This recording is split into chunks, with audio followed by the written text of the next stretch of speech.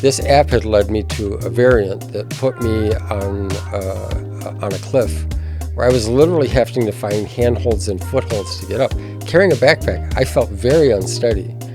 And there were points at which I did the calculation in my head. If I slip, I won't stop till I hit the ocean, and that's hundreds of feet away. And I didn't think I'd survive that experience.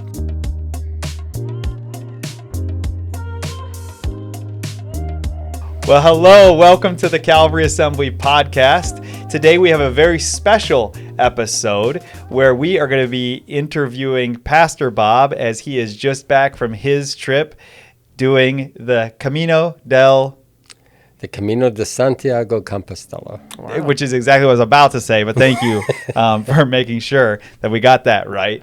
And so today's episode is a little bit different than how we typically do, but we wanted a chance and a place and a space for you to be able to share what you learned, what you went through. You just came off of a 3-month sabbatical. Mm-hmm. You did this trip right about in the middle for a month, 40 days. And so Stephen and I are going to be interviewing you, and we're excited to have you share. And so let's just start with what made you want to do this crazy trip, be alone, all by yourself for 40 days or away from the people you know for that long. Tell us, how do you come to that kind of a decision to do that? Well, oddly enough, I heard an interview of a person. They were interviewing a poet from the United Kingdom, and his niece had gone on the Camino de Santiago. And she came home and told him all about it, and he stayed up all night long and wrote a poem for her based on what she shared about her experience. And he gave her and read her that poem at breakfast the next morning. And in that interview, he quoted that poem. And that poem was so compelling and captivating that I decided I wanted to do the Camino de Santiago. So I went on this trip because of a poem. And you like poetry? You're normally into poetry and things like that. I'm usually not, and it makes me very afraid to read another poem. Where else will it take you? Yeah. Well, yeah, I would encourage you never to read a poem again, because if you could not leave for 3 months, that'd be awesome. So poems are now a closed door for the rest of your life. So once you heard about this pilgrimage, did you start researching it, course, or how did you start to find out more about it? Research, and my wife will tell you I did a lot of that. Huge YouTube universe surrounding that. Lots of people go on this and upload their experiences for us to learn from or laugh at. And then there's also all kinds of information available online, books, guidebooks, all of that stuff. So, you're about to head out on the journey. Mm-hmm. What are some of the things you did to kind of prepare yourself to go do something of this magnitude? Well, as it turns out, I was not already in shape to walk 520 miles. So I needed to do something about that, and I didn't have the equipment for it. So I had to do a little bit of research on what equipment would work really well. And then I had to start training, and training for distance, training for elevation, training for stamina, training aerobically. And that was several months of training. Oh, yeah. Yeah.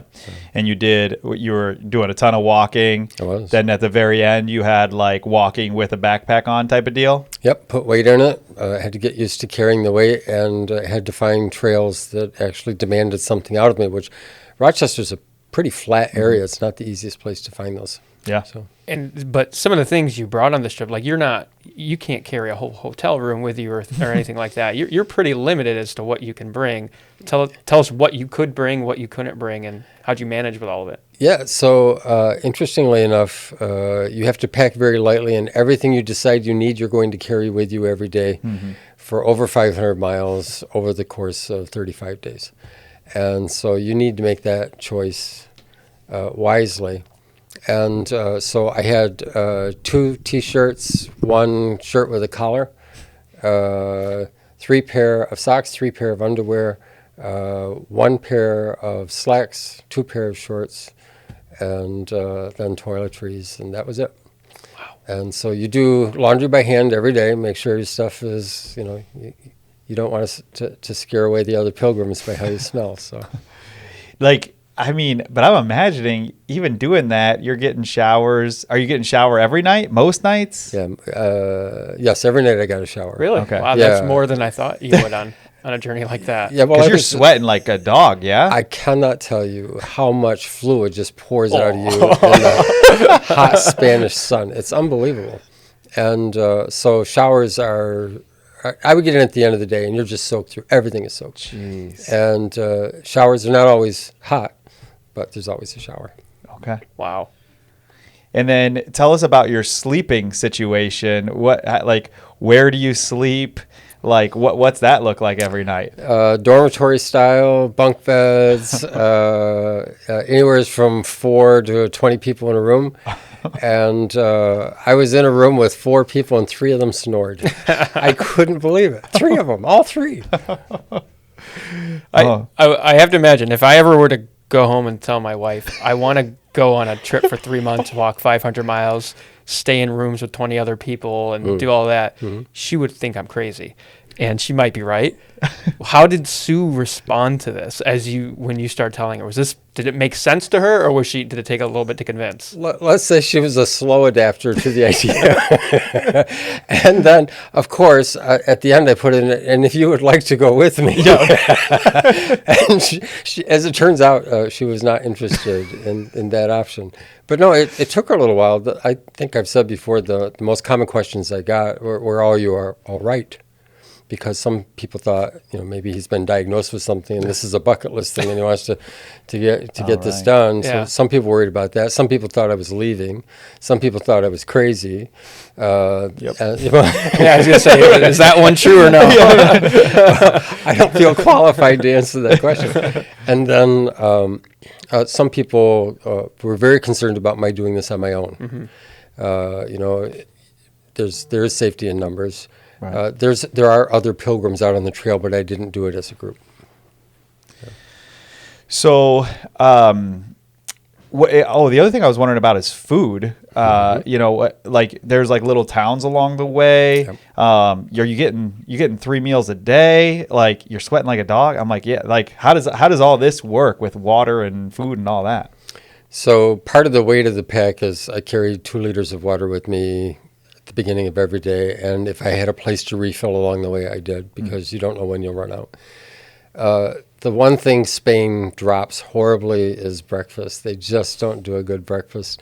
So most of the time breakfast was, if you were getting it in the albergue, that's the dormitory style places that you stay. If you were getting it there, it was usually coffee and toast. And if you found a cafe, they don't open till later in the morning, so you'd have to walk for a while before you got to one. But that would be coffee and maybe a chocolate croissant, which was nice. And then lunch and dinner. What is that? Lunch, you would usually stop at a bar, which means something slightly different there than here. And they would have pre-made sandwiches called pinchos. And so you would get a pre-made sandwich and something to drink, and then you'd be out walking again. Okay. So breakfast was light. You did get a normal-ish lunch, and then big dinners.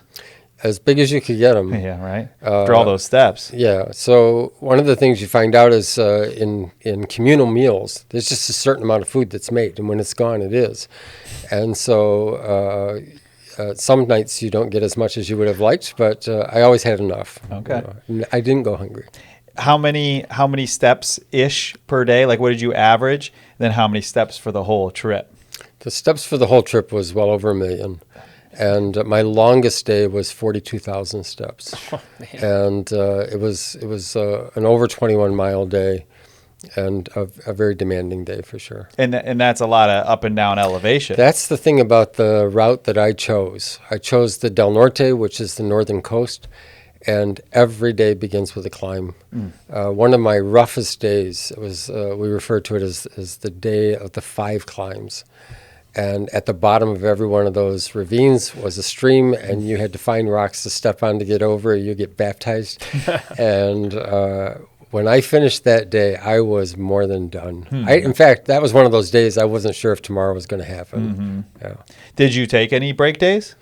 I did. I had a pretty severe ankle sprain, and I was concerned not about the pain, but about if it felt weak to me. And you're on trails that are challenging, and so I didn't think my ankle would hold up, so I stayed an extra day in a place just to rest up. And then later on in the journey, I also took a rest day. Okay. Yeah. Nice. So I'm really curious about this. Why? Why the Camino? Like, why was that specific place more attractive to you? But even more, why the sabbatical in general? Why was that something that you felt like you needed, desired, wanted, whatever it might be?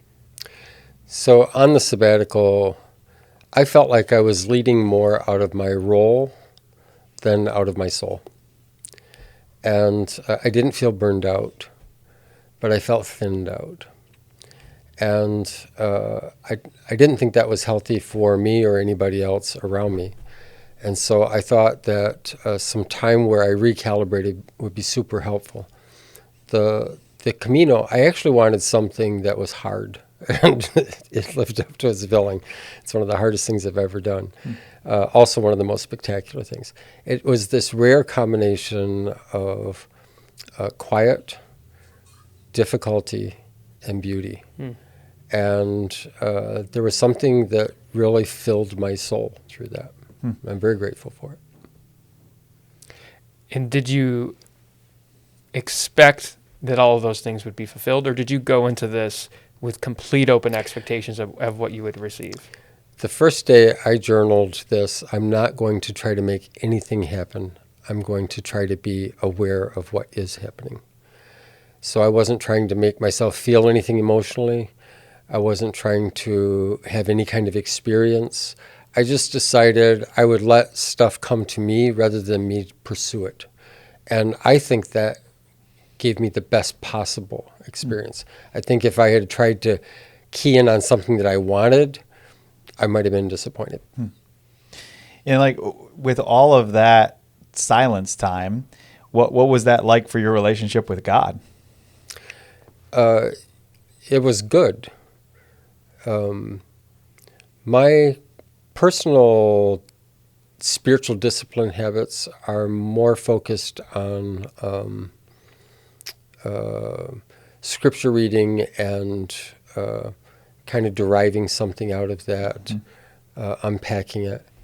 And this was a huge step forward in prayer. And prayer wasn't just something I started or ended the day with. I found myself in an ongoing conversation, and that was fascinating to me. Oddly enough, I think one of the things that helped that, so I talk about the beauty and the challenge, there's also incredible monotony. You just keep walking for 15 miles every day, and there's elements to that are boring. And I came back convinced of this. One of the reasons I think we struggle with clarity is because we flee boredom as though it's an enemy, and it is not. Being in a boring situation actually provides opportunity to think thoughts and process things in a way you wouldn't have any other way. And I couldn't avoid that on the Camino, and I found it super helpful, and I'm trying to schedule boring in my life right now. Eventually you have to run out of thoughts that are probably pressing. Like, I don't know, how long did it take before you started or you stopped having to worry about work stuff or family stuff? And when did, like, I don't know, the really difficult thoughts start coming? Because that happens in silence, when I think that's why we avoid it a lot, that you start thinking thoughts that you kind of want to avoid. Can you share on that at all? Yeah, I think that in terms of like worrying about work, one of the surprising things to me, I expected to have a hard time not working. I thought that was going to be the challenge to resolve on this trip. And what I discovered is I had no trouble not working. I didn't go into the office. It didn't bother me. I wasn't checking emails or texting you guys to see how stuff was going. I didn't log on to the YouTube channel to see how the services went this Sunday. Like, I still haven't seen the services from when I was away. So that part was a huge surprise to me. I let go of that much better than I thought I would. What I discovered is in walking, there are things that will come to your mind, And I think there were things that God brought to my mind. And some of those things were things that I would have preferred he left alone. I remember there's one thing, it reminds me of a specific challenge. And I'm walking down the trail, and the name of that has been graffitied on to the marker that tells me I'm on the trail. And I just looked at God and said, really? It literally was It marked was down there. graffitied on there. Wow. And I go, why? And because there was something that I needed to process. And I did. And God gave me an insight that helped me let go of something that I have not been able to let go of for a long time. And that wouldn't have happened just packing my calendar, getting out my emails, creating content. It doesn't happen that way. You talk about boredom and some of the things that boredom can do. What was that like? Like, did you run out of things to think about, to pray about, and that's what caused the boredom? Or was it just the monotony of the journey that you were on that caused the boredom? What caused the boredom for you? You get up and you eat if there's food, and then you walk. And then you rest, and then you walk. And then you eat, and then you walk. And then you rest, and then you walk. And then you shower, and then you eat, and then you sleep, and then you walk. Like, it's the same thing every day. The scenery changes, but you are going to put in the steps today. There's no getting around that. And the route that I chose had a lot less people on it. So if I'd done the Française, that would be more like a parade than a pilgrimage. This was more isolated. And I chose that on purpose. I wanted that reflective time built into my day. However, you did meet some people on this journey. I did. Can you tell us about any of the relationships, friendships, or individuals that you I want to met know about on the that? characters first. Yeah. there were characters for sure. I had fascinating conversations. This is the thing that I discovered. It really surprised me. I refer to it as the intimacy of strangers. People will open up and share things about themselves and their lives on the Camino. That it usually takes someone attending the church 5 years before they will share in my relationship with them. Wow. I was dumbfounded by that. But there's a thing that you realize. I may never see this person again. Right. And this is the only time we have to talk. And I have nothing else to do, And so it was astonishing how very real, very honest the conversations got. Now, something worth knowing, I never told anybody on this entire trip that I was a pastor. And I was only asked 4 times in 35 days what I did for a living. And in all of those occasions, I told them, I made a promise to myself not to discuss my work. So I'll talk about anything else. Nice. And as it turns out, when you're not talking about your resume and your title, you have amazing conversations. It's fascinating. Yeah. Because that is the leading question anytime it you is. meet Right. somebody. What do you do for work? What do you do for a living? People want to know where you're from. And I met people from over 20 countries. And people want to know why you're on the Camino. This is another interesting thing about what people talk about every day. They don't brag about anything. They don't hide anything. And they don't try to tell you how to do anything. They talk about what was hard. This is the stupid thing I did today. I went down this trail. I don't know why. And this happened. I don't know why. And this is, what hurts. They talk about that. They will talk about what was beautiful. This is what I saw today. I couldn't believe. I looked up and it was stunning. And so people, in a lot of the circles I run in, people talk about what's easy and worked really well for them today, and people rant about stuff they don't like. This was a very different kind of conversation. And I'm no expert hiker. Nobody ever gave me advice. Not one time. Really? Do this with your trekking poles, walk like this, carry your pack like this. But I watched a lot of people and I learned a lot from them without them telling me how to do it. That's really interesting. Yeah, it was. Yeah. which is got to be a spiritual lesson unto itself. Yeah, even I can pick up that one. But yeah, what are some of the other things you feel like spiritually kind of got downloaded into you through this experience? I very early, actually day one, I found myself more patient and more grateful by factors of that I don't have a number for. You'd be going up a hill and it's brutally hot and it's a very tough hill and the path is uneven, it's unsteady. You know, there's times when you're literally holding onto roots of trees trying to get up this thing or down it. And you're so focused on the trail because if you don't pay attention to that, you're going to get hurt. And then you would look up and you would see this unbelievable coastal view, these cliffs that, you know, I had no idea northern Spain looked like this. It was stunning. And the way the Bay of Biscayne looked and the way the cliffs, they're so rugged and they're so tall, terrifyingly tall, and there's not fences. Like you are on the edge of these things. And I came to a conclusion, and my conclusion is that the work you put in and the effort that you put in actually improves the beauty of what it is that you're seeing. Mm-hmm. And if you haven't made that journey, I can show you the picture and I can describe it, but you won't get it. Mm-hmm. You won't get it. Mm-hmm. Yeah. Now, did you have any, like, you know, near-death experiences? Or I'm like, if you're climbing these crazy hills and all this stuff, or and I guess too, if you want to tell us any more about any injuries or anything that you took place, like you're somebody who had double knee replacement surgery not that long ago. Yeah. So yeah, tell us about both of those things. Yeah. So originally I started by following an app. I won't say which one because I don't want to give it bad reviews, but this app had all the stages of the Camino. It took me off on a variant. And this is a thing that a lot of people don't know about the Camino, is that there's the regular route, but there's also variants so that you can see things that are a little bit off the path but worth seeing. And you can choose if you want to do this or not. This app had led me to a variant that put me on a cliff where I was literally having to find handholds and footholds to get up. Carrying a backpack, I felt very unsteady.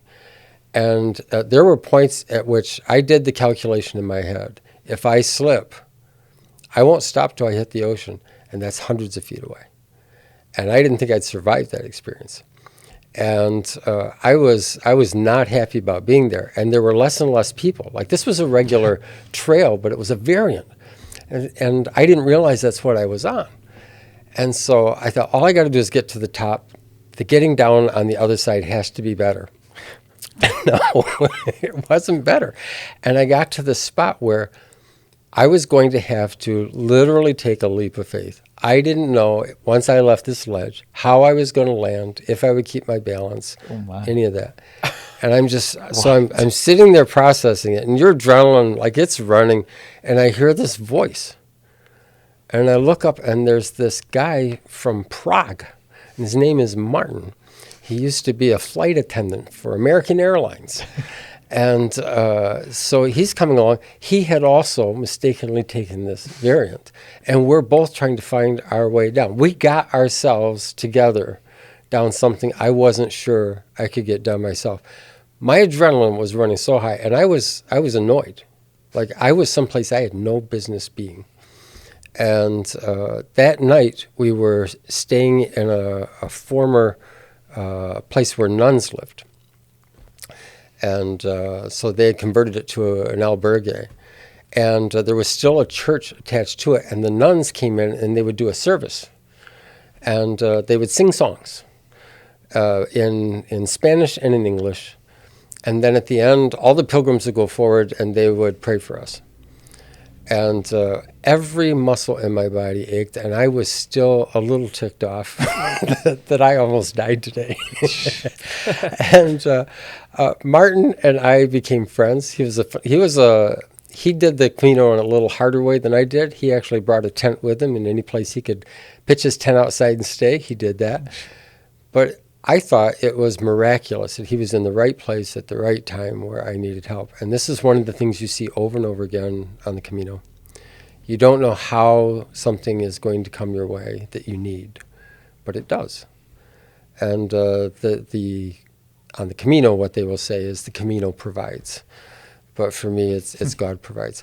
By the way, I was in that service, and there's these Spanish nuns that are leading it. And as it turns out, everybody that night spoke English. But they still sang songs in Spanish and then in English. I'm sitting there, and nobody's singing. And I just couldn't take it. So Oh, no. it's not like the music was great. It wasn't. But I'm here.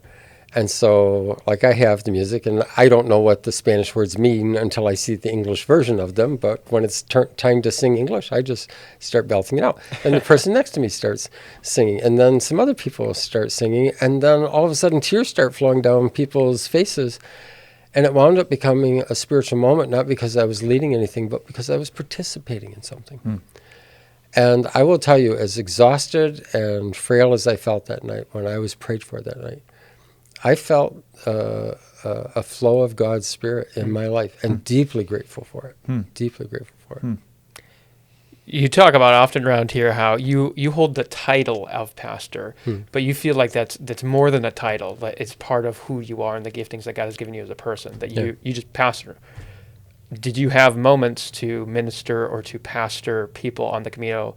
And what did that look like, if so? And were you looking forward to doing something like that? I wasn't looking forward to doing stuff like that. And I wasn't planning to do stuff like that. But it's true, it's not just a title for me. So there's a way I will engage in a conversation. And I'm doing this even more subtly there because I don't want them to pick up on what it is that I do. And so two of my most fascinating conversations on the whole Camino, both of them were atheists. And one was an academic who writes academic history books. A fascinating guy. He and I shared lunch one day, and he talked to me. We spent the time talking about the history of India before British colonization. I had no idea of any of this. He taught me that stamps are a form of history, because every government that is in control prints a stamp and they want to communicate something with that stamp. And that's fascinating because now I look at stamps differently. Like, that's telling me something about that country, that culture. It was fascinating. But he made it known very early that he was an atheist. And so, like, I didn't bite him or fight him. I just said, okay, let the conversation go on. And eventually he made some statements, particularly related to how humans are treating the planet and where it's headed. And I told him, I said, I don't know what you think about this position. You can think what you want. I said, I am a person of faith, and it makes complete sense to me that if God created this planet and gave it to us as a gift to steward, that we would want to take good care of it. I said, on an evolutionary scale, maybe the planet's not supposed to survive, and maybe we as a species are not supposed to survive, and maybe that's just how it plays out. And he looked at me, and he said, I have never had that thought before. And he said, I'm going to need to think for a couple of days about that before I can respond. And so the concept of faith aligning with something that was important to him had never occurred to him. And we wound up having a lot of conversations about how faith communities can make a difference in the communities they live in. One of the surprises that came out of that is he started talking about what churches could or should do. And I said, okay, then what? And then he would take it to the next iteration and say, okay, then what? And finally he got to his apex. And his apex was, and then you can have a voting block to create real change. And I thought, there are some believers who have the exact same view as an atheist about how to make change in the world. And we should think about that. Yeah. We should think about that. And all this time, you never told them you were a pastor? Never. Wow. Yeah. Was that difficult to do? Or Not for me. Really? Not for me. Then there was another guy. very difficult relationship with his father. He had a mom that he cared for. His father had since passed. And he had attempted to do the Appalachian Trail twice and failed. And so someone suggested this, and that's what he was doing. There were things about him that were socially awkward. But, I mean, if you are interacting with people all the time, that's not a barrier. People are people. They don't have to be, outgoing or charismatic. And so I'd gone into a restaurant, and there was a mother-daughter from Colorado who are also doing the Camino. And so I was having dinner with them. And when he walked in, we invited him over at the table. And he said, "Really?"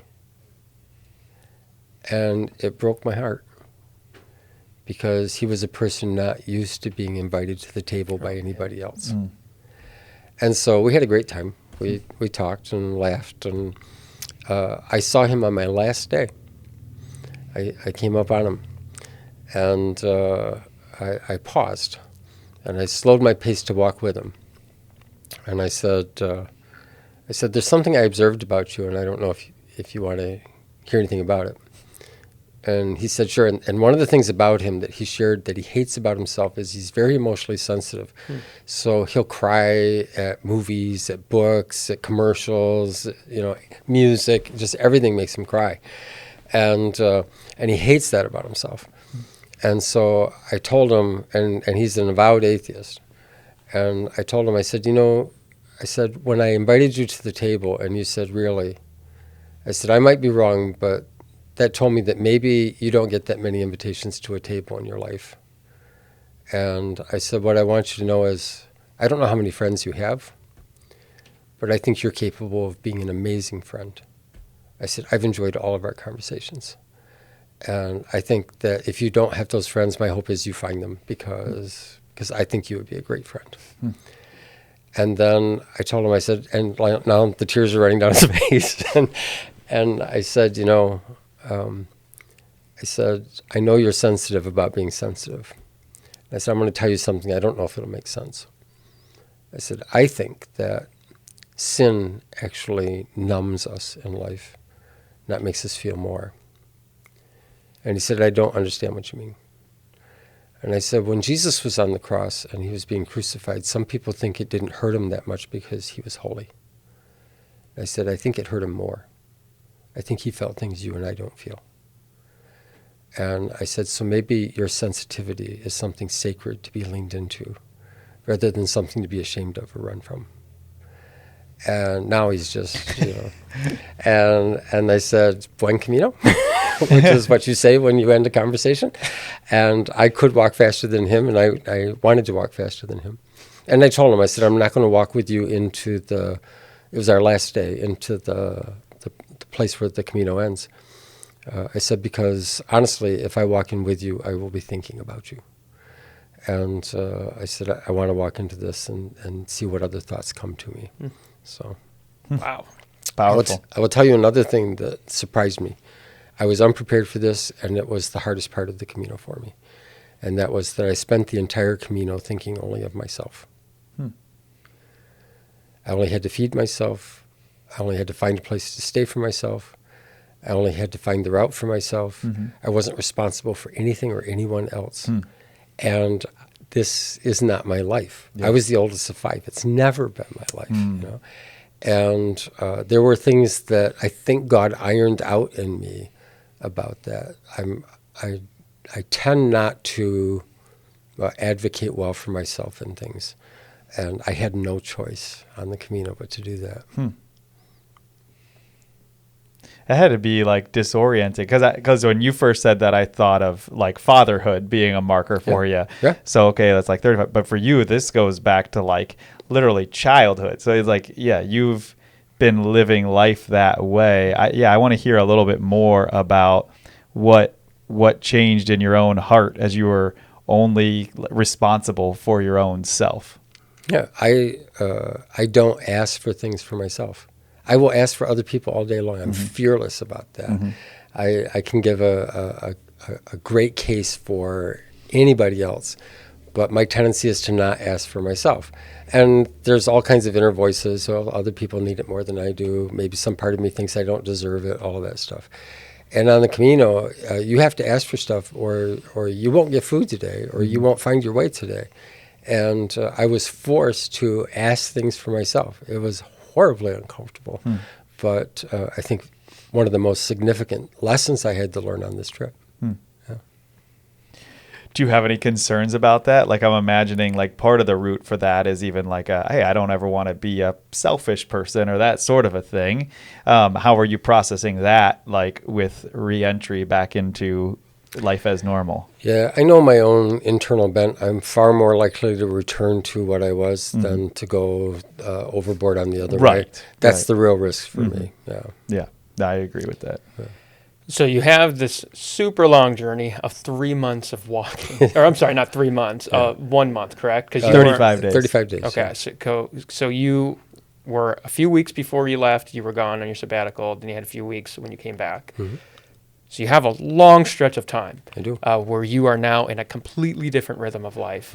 What of those rhythms have you translated into your regular life, and what things have you left behind? Yeah.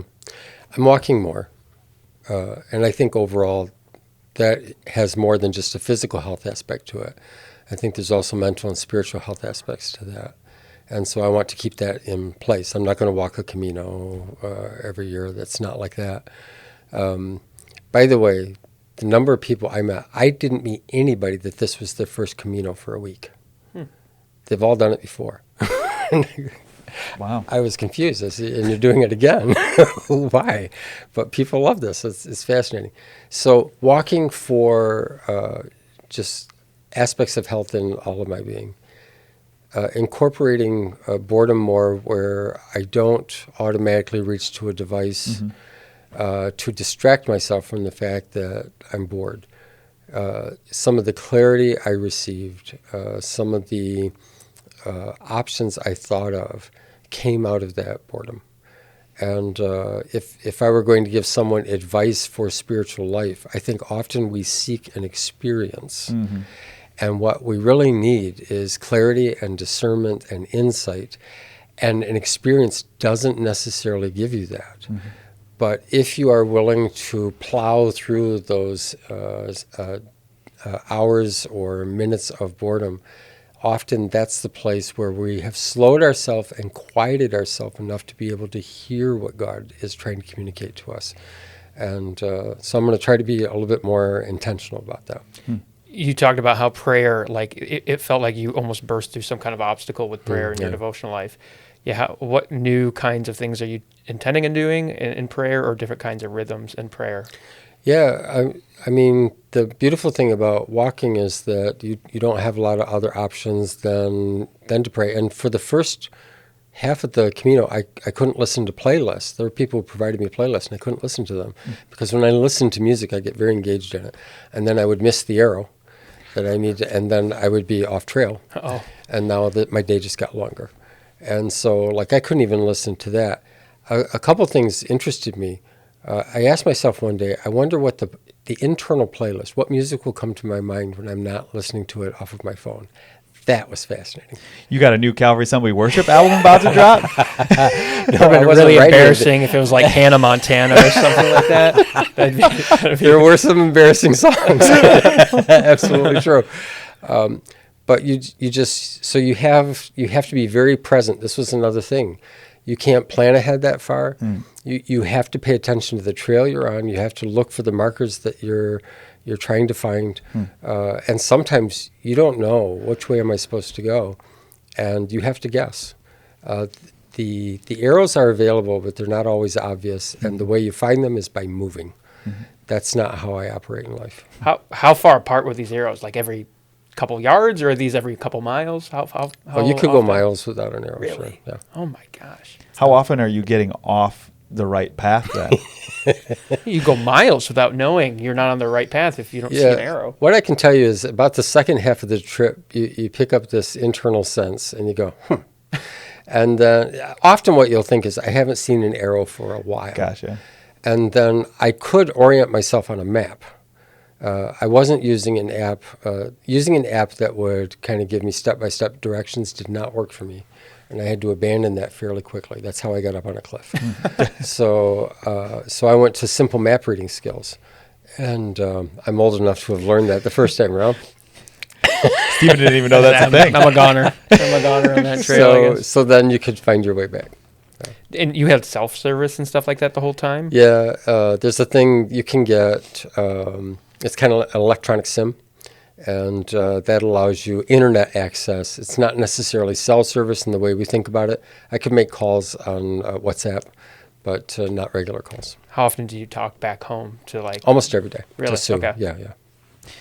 But yeah, if anybody's wondering too, I think you sent me like a photo and like 2 texts, like, you know, with, you know, I think it was a total of 13 words or something like that. You were definitely off the grid, I was. which I thought was great. You Yeah. know, I did get a pic of like an amazing view of Spain and you were eating a burger. But I was eating a burger on an unbelievably bad day.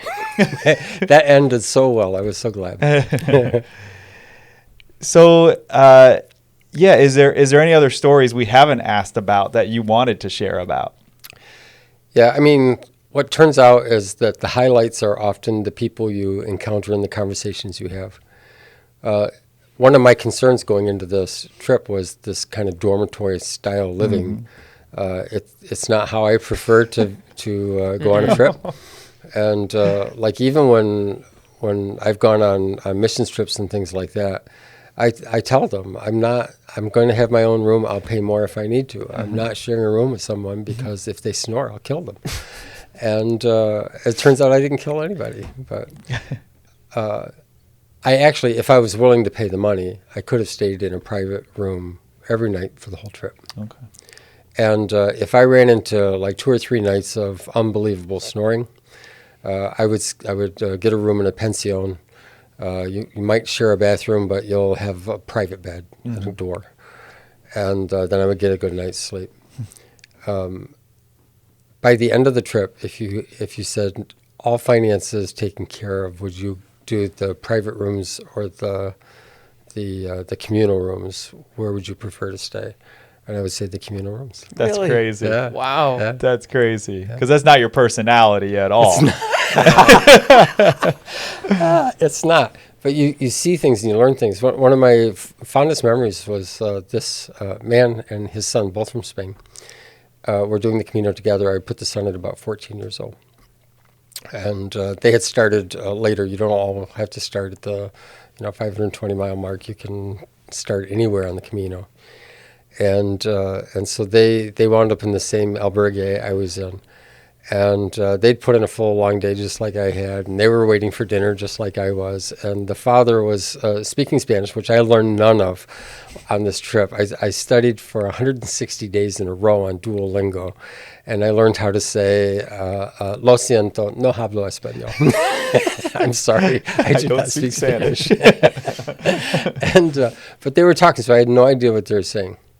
But as the father is talking, the son is just cracking up and laughing and laughing and laughing. And I thought, how precious is this time? The father and son are together. They're sharing this experience together. And like they're not at each other's throats. They're enjoying this. Like this is fun for them. And you just see that kind of stuff over and over again. Wow. So is your hope to be able to return one day? I don't know that. And if I went back, I don't know that I would do the same route. There are a number of routes, all of them easier than the one that I took, and there's one that's longer, but most of them shorter.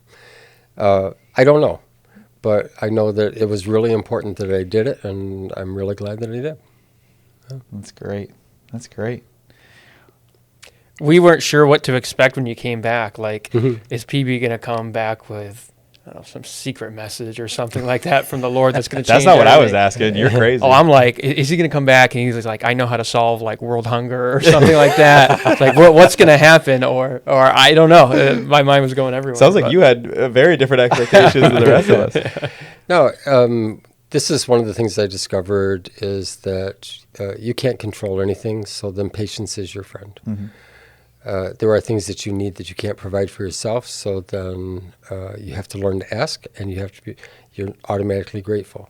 I found myself, I'd be walking along and just you're baking in the sun, and you're exhausted, and it's uphill, and you think when I turn around this corner, it's going to be the top, and it's not. Ooh. It's like a Disney ride. They just keep working you up.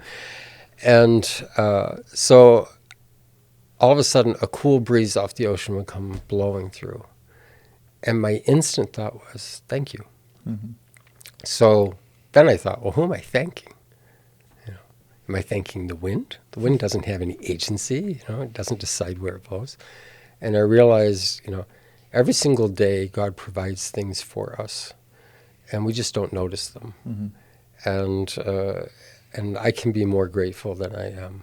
And so that's something I've tried to bring back. It's really interesting. Yeah. That's great. I love it. Yep. I was also able at the end to spend 2 days in a little town called Muxia. It's on the coast. For those people who have seen the movie The Way, which is about the Camino, the Frances is the route that they took, but it ends in the same place. And then he goes on to Finisterre, which is the end of the world. I also saw that. And then to Muxia, where, for those who haven't seen the movie, I won't explain what happens there.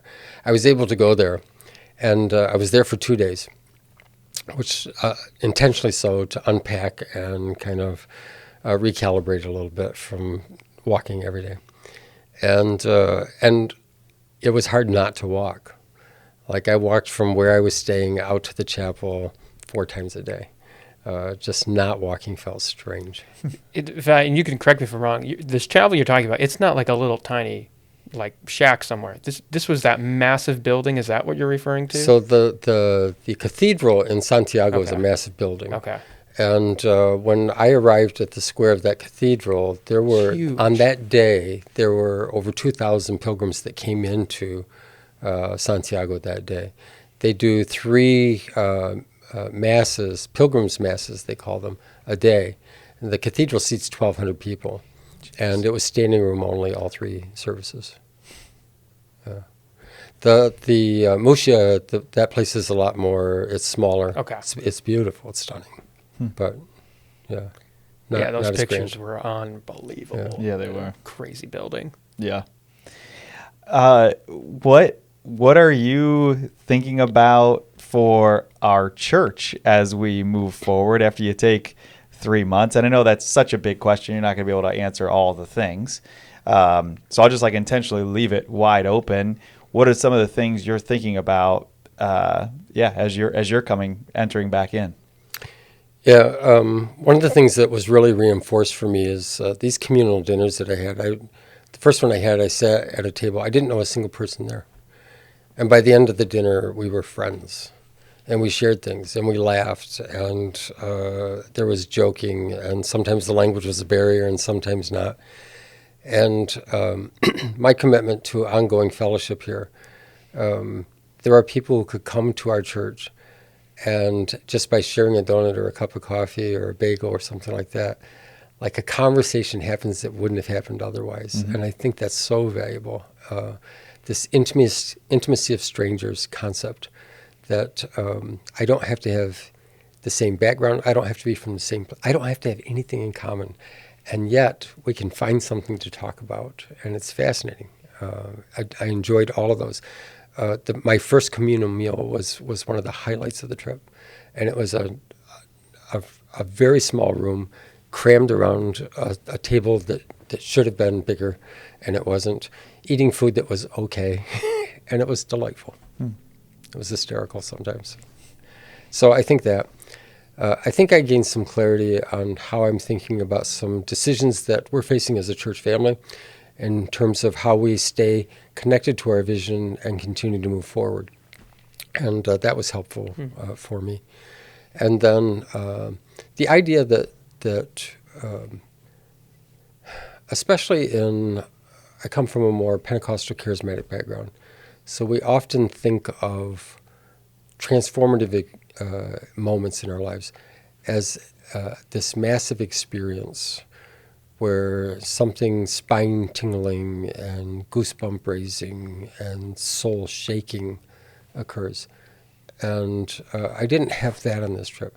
But my soul was shaped in ways that I could not have imagined. And there was, so I told you about the cliff day, right? I came back from that, and I was still ticked about this. I don't know who I was mad at. I was mad at myself. I was mad at God, even though He rescued me. It sounds very biblical, doesn't it?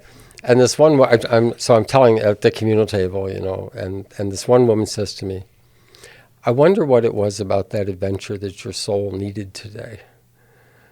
And I just hate it when people speak wisdom like that. But my soul did need something. The next day was a very difficult day because it rained. And we had to go up just this muddy, unsteady trail with rocks. And so it felt in some ways like I'm back on the cliff. Like I wasn't happy about this. And we came down, you walk all the way back down that mountain to a beach. It's a huge beach. And because it was raining, it was very misty that day. And there was this kind of fog. It was almost like a mystical environment. And one of the most beautiful things, I wouldn't pick a rainy day on a vacation for anything in the world, but one of my favorite days on the Camino. It was just spectacular. And why is that? Part of it was because when you do a hard thing, you see beauty. Mm-hmm. And then part of it was because it had rained, it was easier to walk on the sand. And part of it was there was these incredible rocks coming out of the ocean. And when you would walk down the beach, it looked otherworldly. It was phenomenal. I'd never seen anything like it. Yeah. That's awesome. That's great. Well, Pastor, we are glad to have you back. It's glad to be back. Yeah. We definitely are. And thank you for sharing, your journey. And we look forward to hearing more. Are some of these stories going to get inserted into messages? Oh, I can't help it. Yeah, you know right. How that works. You're a storyteller. You might be interested in this. I almost sent you back a picture. I had completed this walk, and I was coming down into the town, and right on the ocean is this stunningly beautiful golf course. And I thought maybe that would be a great staff outing or something. Oh, yeah. Good idea. Absolutely. Wait, did you just take up golf? I mean, I went golfing. I didn't take up golfing, and it was not pretty. So and I think we only have to walk like 100 miles to get to it. only 100. Perfect. And we'll put our clubs on. No problem. Yeah. No problem. How heavy is a club bag? Is that 17 pounds? Or? Sounds right. Probably. Yeah, absolutely. But welcome back. We're excited to have you back, and thanks for sharing your stories and your wisdom with us. This is great. Thanks. Thank you. And thank you guys for tuning in and for listening.